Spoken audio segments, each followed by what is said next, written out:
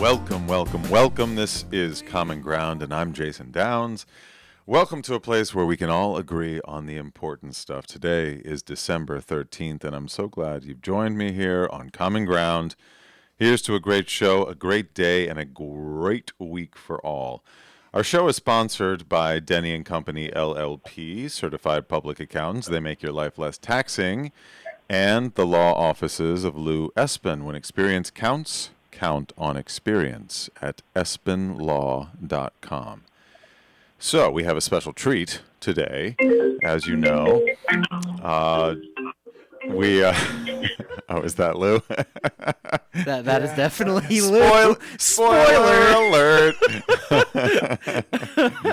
Spoiler alert. We have a special treat today because Lou he's been so busy, he hasn't been able to join us on the show. So we're so lucky to have Lou Espin with us right here on the show. Lou, how are you?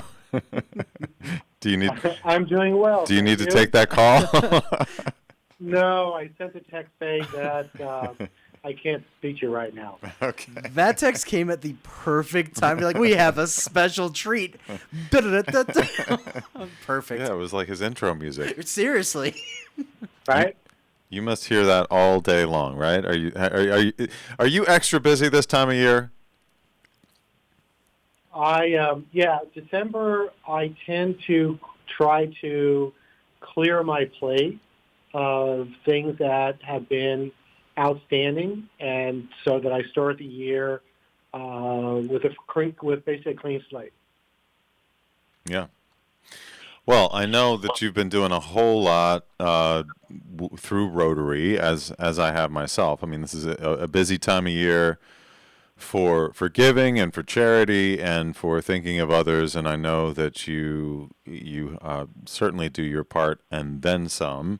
Speaking of which, just last week, as chairman of the satellite, Lou facilitated an amazing grant for us to do our Helping Homes Heal program, which culminated in a shopping spree at Old Navy for over 100 students who are That was great. Who are in need in the Hart School District.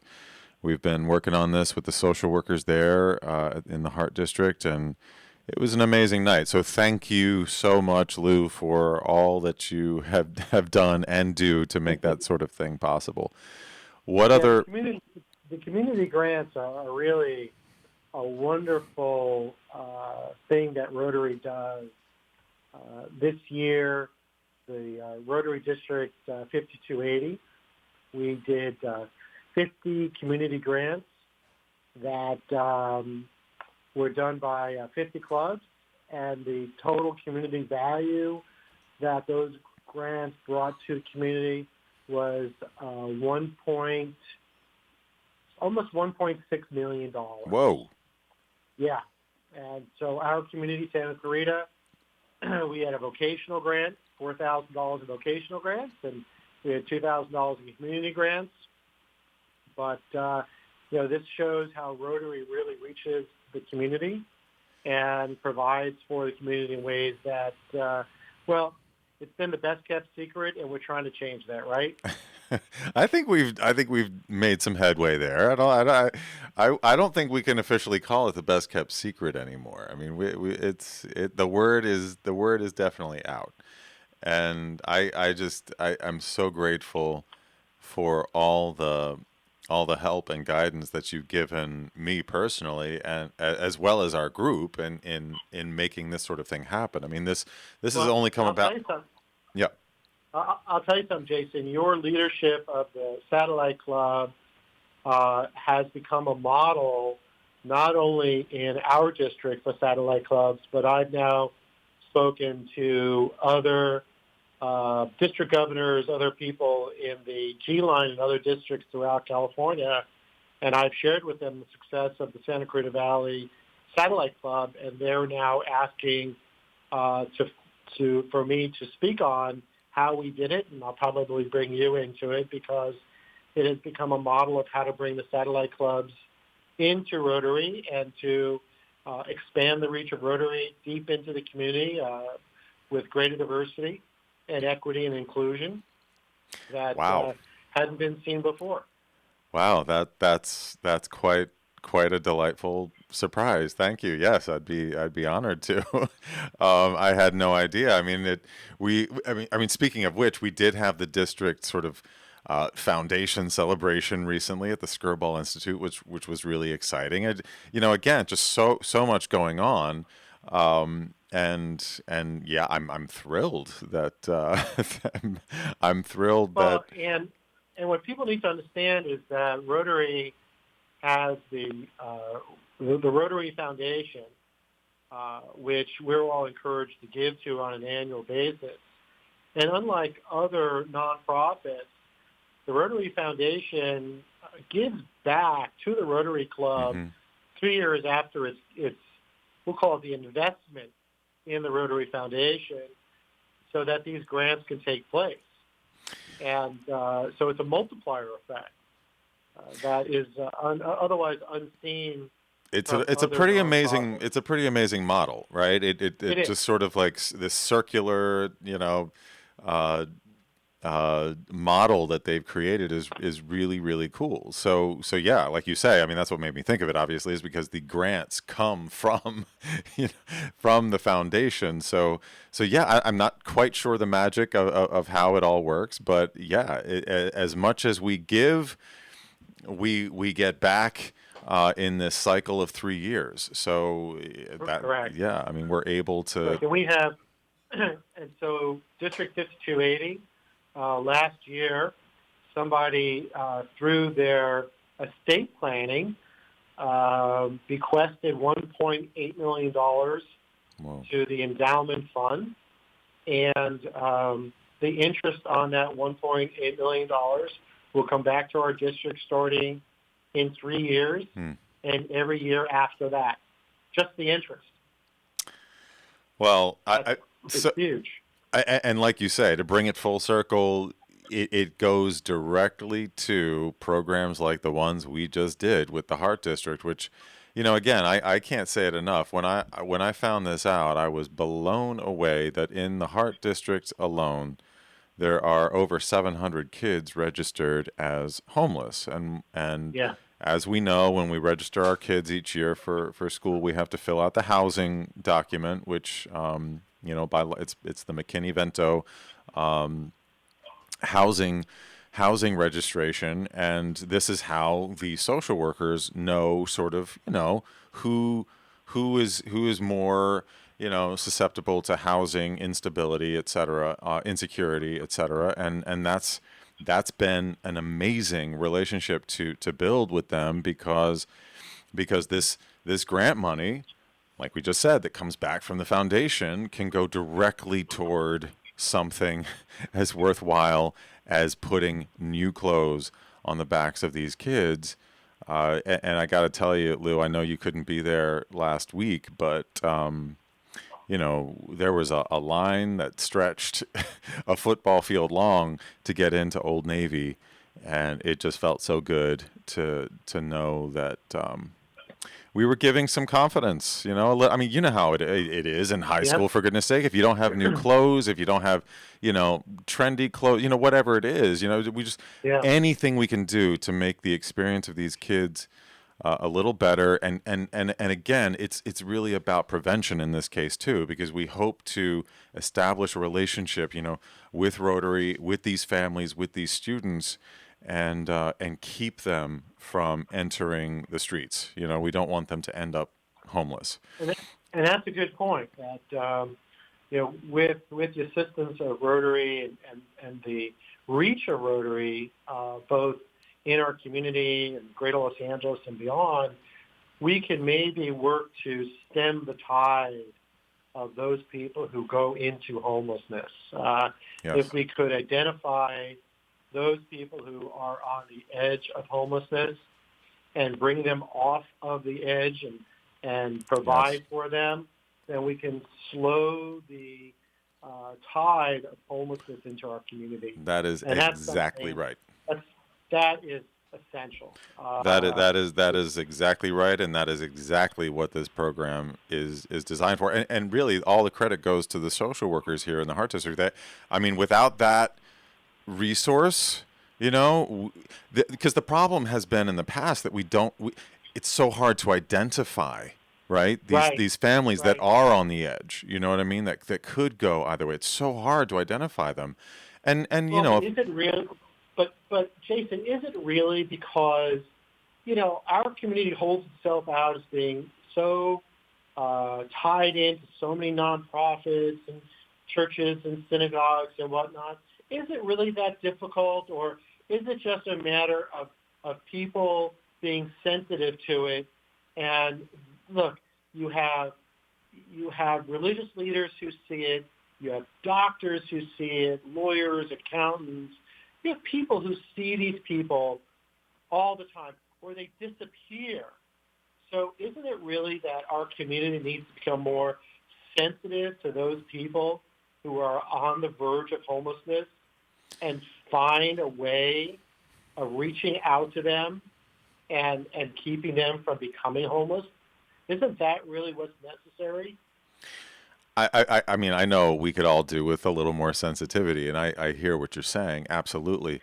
But I have found, I mean, I can speak from firsthand experience that Yeah, I've found that in trying to do something, it's quite often not as straightforward as you would want it to be or think it might be. So you've got, for instance, we started out putting some energy behind a wonderful organization like Bridge to Home, where we right. go and but those people not only have been identified as homeless, they're already there, and there is a tremendous amount of money to help those people. Right. What's tricky are the people who are on the edge, like you said, to use your word, and those are, you're right. Perhaps a pastor or a rabbi or somebody may be able to identify that family, and I think that they do. I truly think that they do, and they do reach out, especially if they're in the congregation, or in their, Yeah. I think they do. I think they rally around those people. What I'm finding is that through this unique avenue, which we happened upon just by chance, because as you know, the district gave us a grant last year as well to give a scholarship to one of the students in the Heart District who had lost her father due to COVID. Right. Their only breadwinner in the family, and so we gave a scholarship to that student and her family.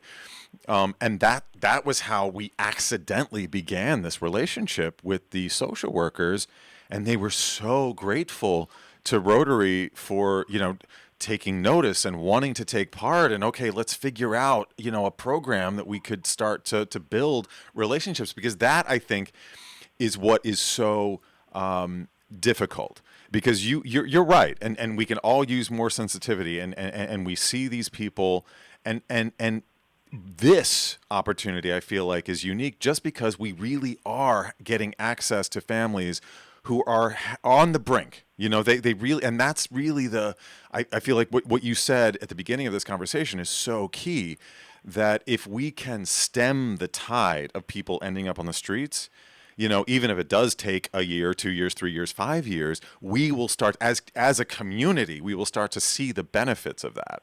So, Correct. a lot of these students that we saw last week at Old Navy, they've got younger siblings, you know what I mean, that are coming up. Yeah. And if we can start this relationship now, I mean, look, the program that we're trying to create is long term. We want to let these people know, hey, if you're looking for a job, then come to Rotary. We've got this huge community. We've got this network. We can put the word out. You know what I mean? Someone's looking for a Exactly. construction job. Someone's looking for a whatever it is. You know what I mean? And Well, and also, so the program you did with Old Navy, the students, well, let's not miss the point that we really have helped kids stay in school. yeah, yeah, And so, this is also, it's yes, not only a program to help kids who are, I guess, bureaucratically homeless, by definition, but we're also helping with their education. Absolutely. And of course, education is one of the areas of focus of Rotary. And so really our club, through the grant, has assisted our community in two ways. One is assisting the homeless issue or the near homeless issue, but also assisting kids in being able to stay in school Yes. because they have the clothes, to go to school with and not be ashamed and whatnot. So it's really two areas of focus that the grant was successful in. And I applaud you, Jason, for what you and the Satellite Club have done.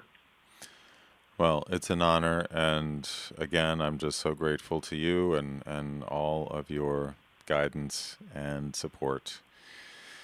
So, And yes. look, in kind of wrapping up the Rotary thing, more on a light note, there is decorating going on of the Rotary Rose Parade float. If anybody wants to decorate the float, I encourage them to do so. There's openings, especially on December 27th. Most of the day is in need of decorators. So if people out there with their kids, if they want to go out and decorate the float and have fun and then watch the parade on New Year's Day and say, I decorated that float.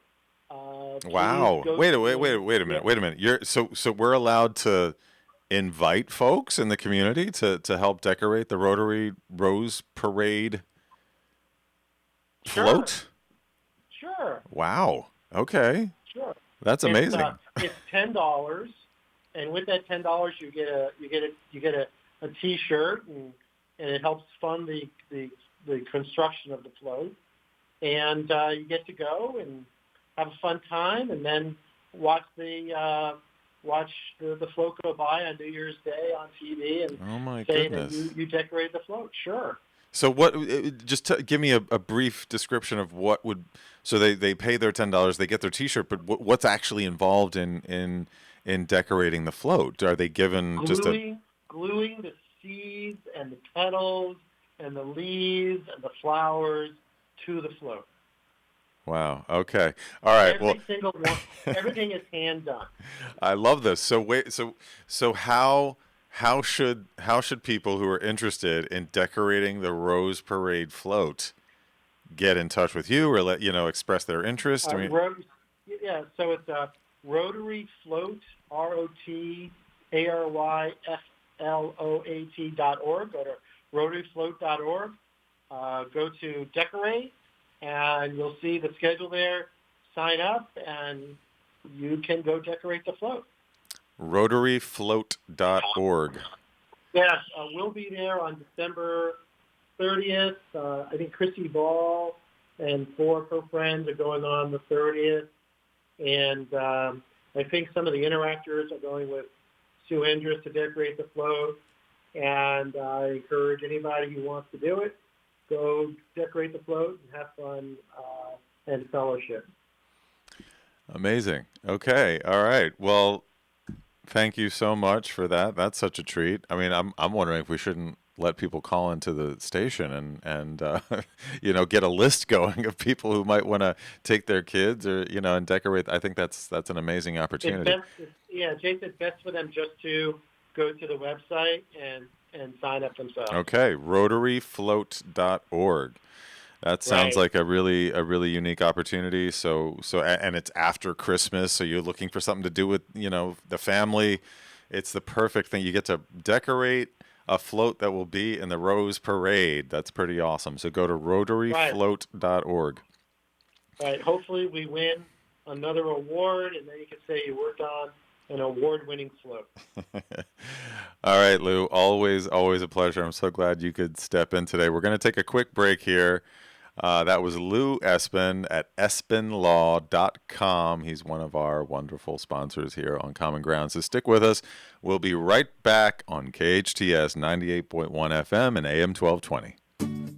Comfort Keepers provides your loved one with loving in-home care. Miles McNamara, certified senior advisor and owner of Comfort Keepers in-home care. Our caregivers can help you in your own home, enhancing independence, creating safety and comfort. Our Comfort Keepers provide companionship, meal preparation, medication reminders, assistance with personal care, and even transportation to doctor's appointments. If someone you love can use a helping hand at home, visit comfortkeepers.com. Or call 287-4200. When was the last time you had a business insurance checkup? That long, eh? It's most likely Glenn Terry time for you and your business. Glenn Terry has been a Santa Clarita resident since 1980 and has deep roots in the community. 22 years in the insurance industry, a trusted commercial insurance specialist with LBW, licensed in 50 states. There's nobody I'd trust more. Call Glenn Terry today and set up your free business insurance checkup at 661-702-6005. Glenn Terry sticks to the mission, not the co-mission. Yeehaw! Make your winter count at College of the Canyons. Pick up a 5-week class to explore new interests, transfer to a 4-year university earlier, or launch your career. Affordable online classes are offered at your convenience. Winter session begins January 3rd and registration is going on now. Seats are open in Asian art history, introduction to business, film aesthetics, intercultural communication, and more. For a full list of open classes at College of the Canyons, visit canyons.edu/schedule.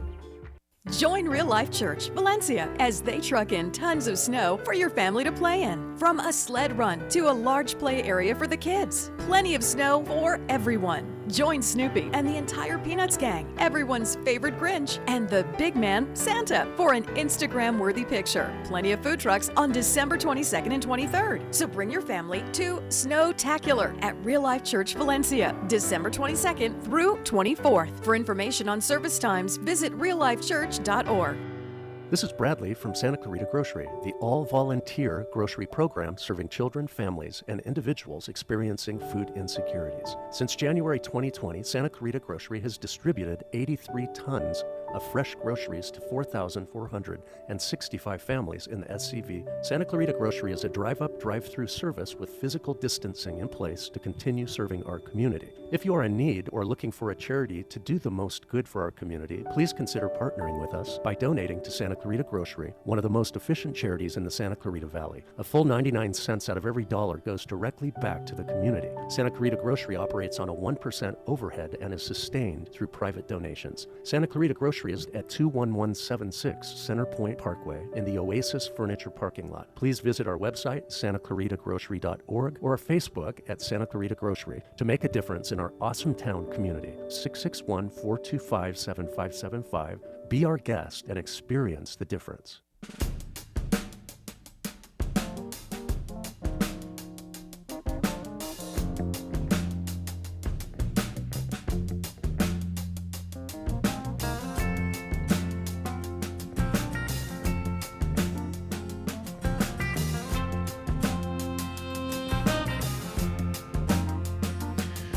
Welcome back to Common Ground. I'm Jason Downs. Thank you so much for joining me. Our show is sponsored by Denny & Company, LLP, Certified Public Accountants, as well as Lou Espin, espinlaw.com. So I've also got a special message today from the Cocoa Moms. This is a wonderful organization here in town, and they are suggesting that you save time and the hassle this holiday season by taking advantage of gift wrapping services hosted by Cocoa Moms. This gift wrapping service for community members will take place 3 times this month. Actually, there's only 2 times left.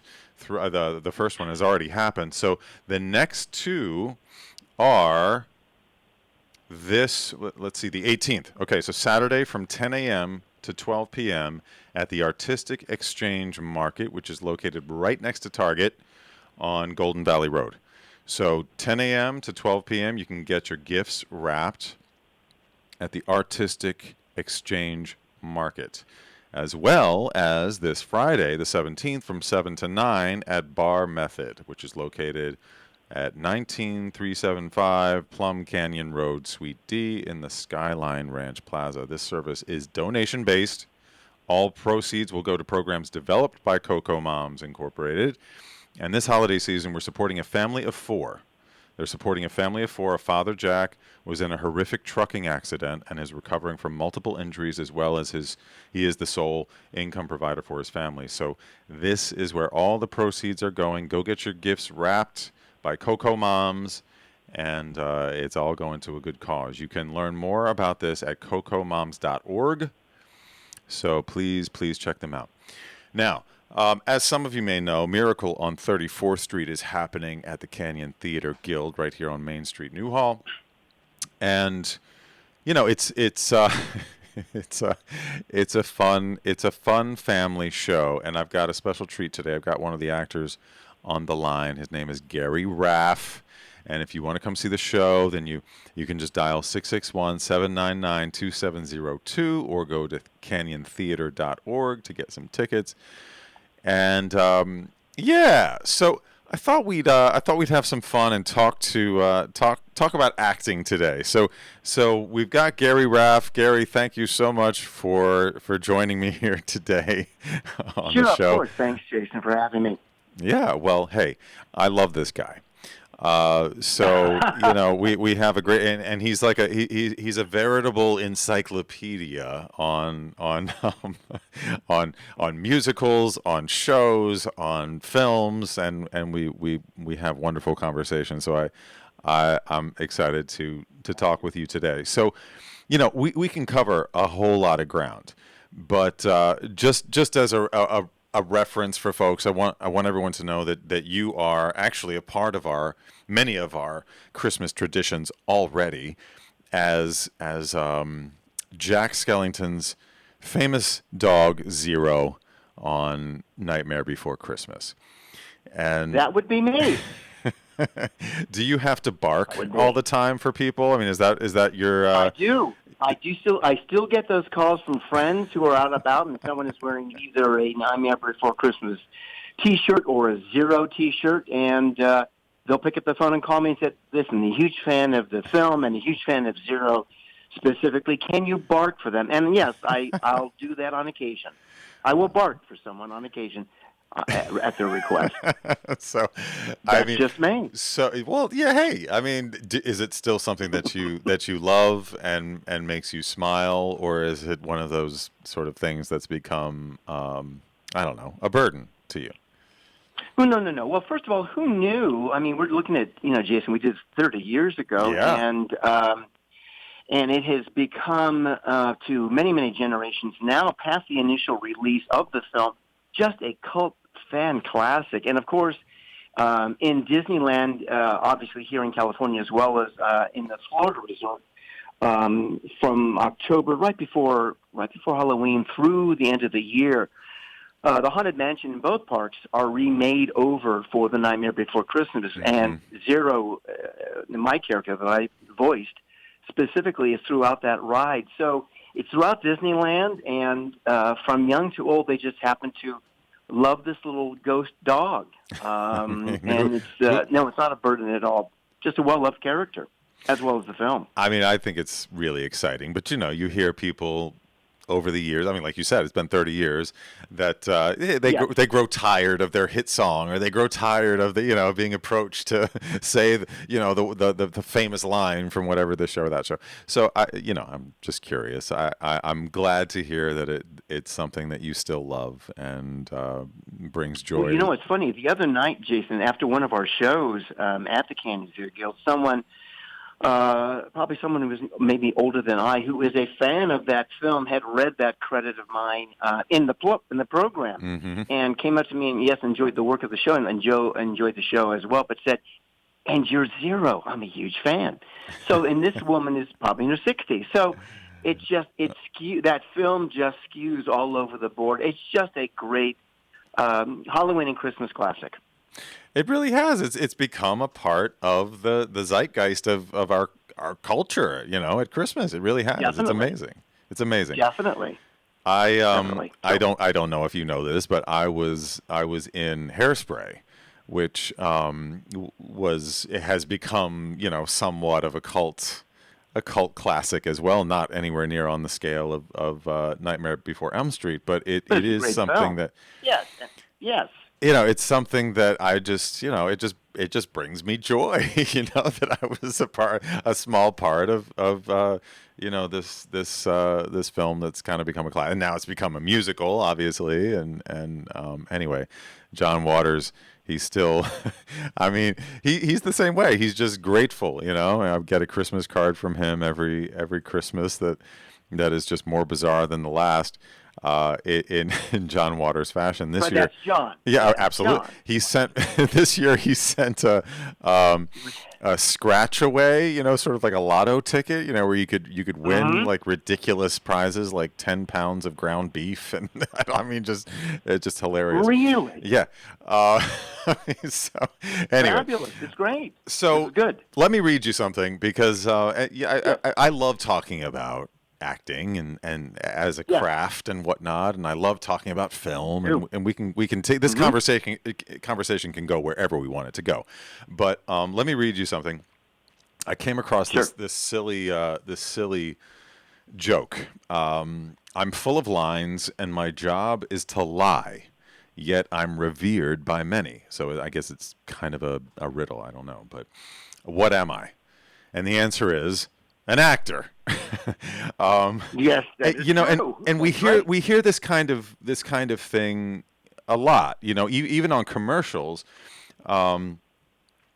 you'll see things like, "Oh, this is a real person, not an actor," as if actors are not real people, and it just makes me kind of it reminds me that it's still somewhat of a mystery about how this sort of thing works often, especially at the higher levels, how actors do what they do, and is it lying? Is it what is the craft itself? I mean, and is it something to be admired, or is it something that is for commoners, like back in Shakespeare's day when you were spat upon, and anyhow, so I don't know if you've thought about this sort of thing recently, but I just thought we could have a little conversation about what acting is and how you go about it and how you view it, I guess, as one of the arts.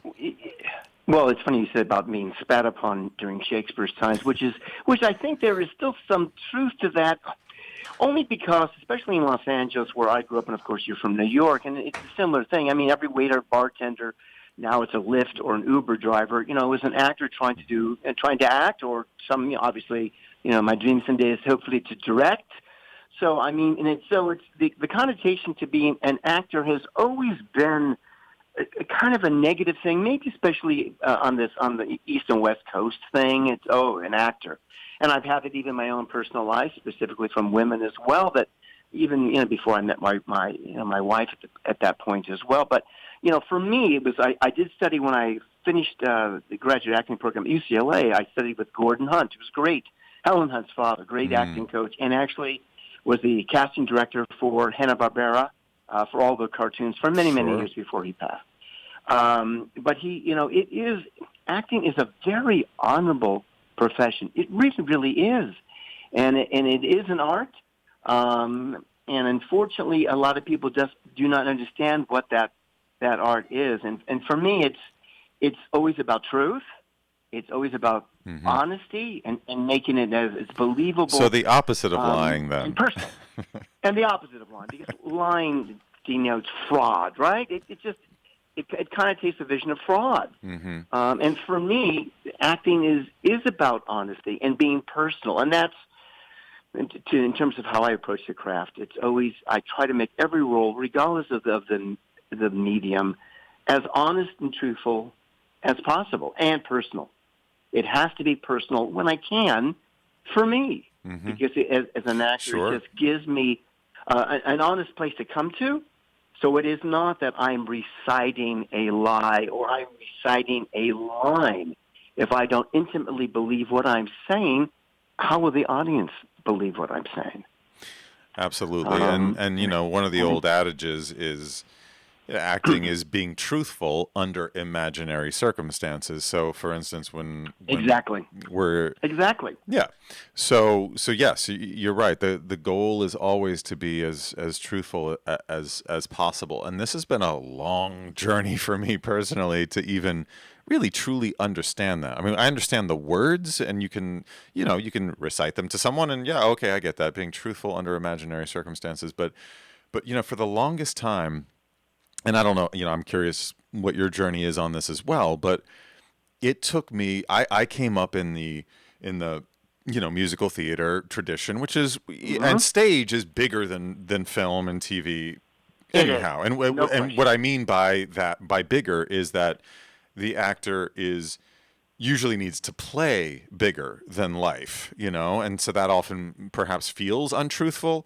When you're on stage, you have to play bigger, as opposed to film and TV, where you can be much more realistic. So for the longest time, I was on this journey of always feeling like I had to do something and try to be something, and of course, once you start trying to make money at it, then there's the added pressure of, I want to do something that this person will hire me for, or I want to do it right so this person gives me the job. I want to try and fit whatever it is that they think they want for, you know what I mean? So that sort of muddies that water of being truthful, as well, because for so many years, I would go into an audition and think, okay, well, all right, so I'll try and do this because I think that's what they're looking for, and so I do that, and I'm not being true to myself often, right? No, not at all. And it's such a difficult line to walk and figure out,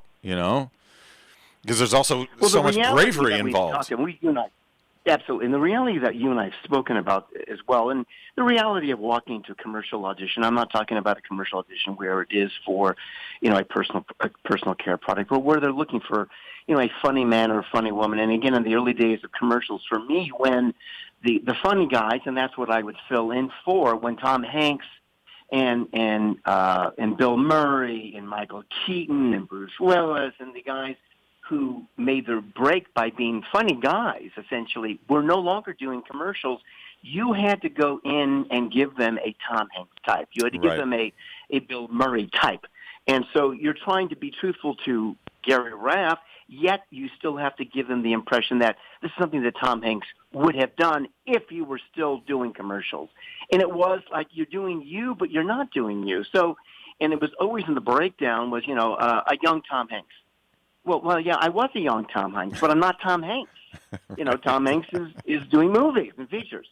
But it was so unnerving. And yes, in the commercial world, in terms of commercials specifically, that truthfulness is way out of, it's just so exaggerated. And to your point about film and television, I mean, obviously we know this, the camera, you just think it, and there it is. But for me, and you and I have discussed this together, my first love has always been the stage and the theater, only because it is where I feel home, because I've trained as a theater actor. That's my training. Not that it's lucrative money-wise, but that's the glove that my hand fits into. I agree. So for me, same. Right? Absolutely. I mean, because it harkens back to when I was a kid, literally, and playing make-believe, and then I started doing that. I very early on was interested in joining children's theaters and whatnot, and got my start that way. And it was play. We played, and it was fun, and it was pure joy. And that has obviously morphed and changed over the years as I've studied, and then I went to Tisch, and then started really auditioning and trying to make a living at this thing. Very, very different, very, very different. And I feel like you're right. I feel like going back to the stage sort of brings that joy back and reminds me, of playing as a boy, and yet I've still gone on this journey to trying to figure out how to act all these years still. You know what I mean? I still feel like I'm trying to figure it out. And I have breakthroughs now and again one of the biggest breakthroughs we'll talk about when we come right back. We're going to take a break. But I'll tell you one of the biggest breakthroughs that I had, and I'm curious what you think. So stick with us right here, KHTS 98.1 FM and AM 1220. This holiday music is brought to you by Providence Holy Cross Medical Center, your community health partner. To learn more about our award-winning care, call 1-888-HEALING or visit us on the web at providence.org. Healthcare can be difficult if you're underinsured or have Medi-Cal. Samuel Dixon Family Health Center can help. Services are available on a sliding fee schedule. The mission of the Samuel Dixon Family Health Center is to give the Santa Clarita Valley access to affordable, quality primary care. There are 3 locations to serve you: Canyon Country, Newhall, and Valverde. Go to sdfhc.org for more information and to find the location most convenient for you. When was the last time you had a business insurance checkup? That long, eh? It's most likely Glenn Terry time for you and your business. Glenn Terry has been a Santa Clarita resident since 1980 and has deep roots in the community. 22 years in the insurance industry, a trusted commercial insurance specialist with LBW, licensed in 50 states. There's nobody I'd trust more. Call Glenn Terry today and set up your free business insurance checkup at 661-702-6005. Glenn Terry sticks to the mission, not the co-mission. Yeehaw! Want to laugh at TMJ and that obscenely overpriced bike guard? Discover the 3 most common mistakes that must change to stop TMJ for good. Hi, I'm Dr. Thomas Pilecki, and WebMD chooses me as best chiropractor and functional medicine in Santa Clarita. Something to think about. So, when you're ready to get better, go to drpilecki.com. That's drpolucki.com to schedule your free consultation now. Sometimes I wonder about the weather we get. It can be totally wacky, right? Mark Schneider and daughter Kaylee for Pacific Air. It doesn't matter what season it is. It's hot on one block and raining on the other. So if your AC needs help on a hot day, or if it's cold and your heating system is acting up, call Pacific Air for our You Pick 'em Wacky Weather Tune-Up. We'll tune up your AC or heating system. And remember the Pacific Air difference. On-time service calls, fast and efficient service, upfront pricing, and our peace of mind guarantee. And there's nothing wacky about that. We think you'll say, wow. Wow. Now that's wacky. Call the guys in the orange truck. That's Pacific Air. On time, great care. When you want the best, call Pacific Air. No surprises, just exceptional service, because nobody cares like Pacific Air. Learn more and get service at pacaire.com. That's PACAIRE.com. Your hometown station, KHTS.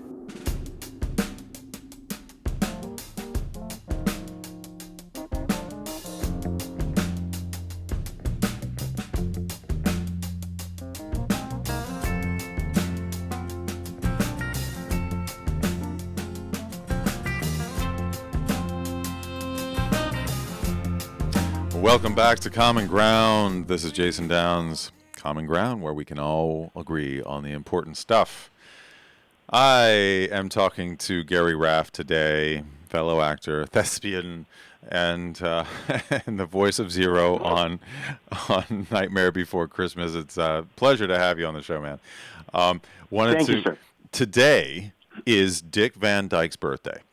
The quintessential nice guy actor who would become known for his performances in such classics as Mary Poppins, and of course the Dick Van Dyke Show. Now, I have a Dick Van Dyke story. I was doing a play here in LA, and Dick came to see the show, right? And it was a Harold Pinter piece called The Homecoming, and it takes place in North London in the 60s or whatever. So Dick Van Dyke came up to me after the show and said, great work, and impressive on the accent. I just want to apologize for my accent in Mary Poppins. I'm still paying. This man is a legend. And how old is he? 90 something? And he's still. But that's what I mean. Like I would be doing the same thing. I was like, I hear you, bro. I hear you. I hear you. And I mean, that just goes to show. You can relate to that, right? I mean, my goodness, I feel no like question. For sure. And again, he's been criticized about the authenticity or the lack thereof for that accent, that dialect, for years. But what a classic film, and he's brilliant in the film. He is. So I mean, and he's a brilliant actor, Love the and guy. a brilliant comedic actor, right? And it hasn't made us love him any less. It hasn't made us love him any less. No, of course not. But anyway, so before the break, we were talking about a sort of breakthrough. I wanted to run it past you and see what you think of this. So we've been talking about what a difficult craft this really is, and I mean, again, we could talk about it for ages. Why it is so difficult to be truthful under imaginary circumstances and truly. Be a great actor. And I'm curious to know who you think are the greatest actors. But what helped me the most as an adult, as I struggled to really try and figure out who I was, rather than going into a place and trying to be what they wanted me to be, or, going into an audition and trying so hard to do this, or even after I've gotten a role, a director pulled me aside one day and he was like, look, you are enough, you do enough, you have enough. Don't need to do anything more than what you're already bringing as yourself. God, it's fabulous.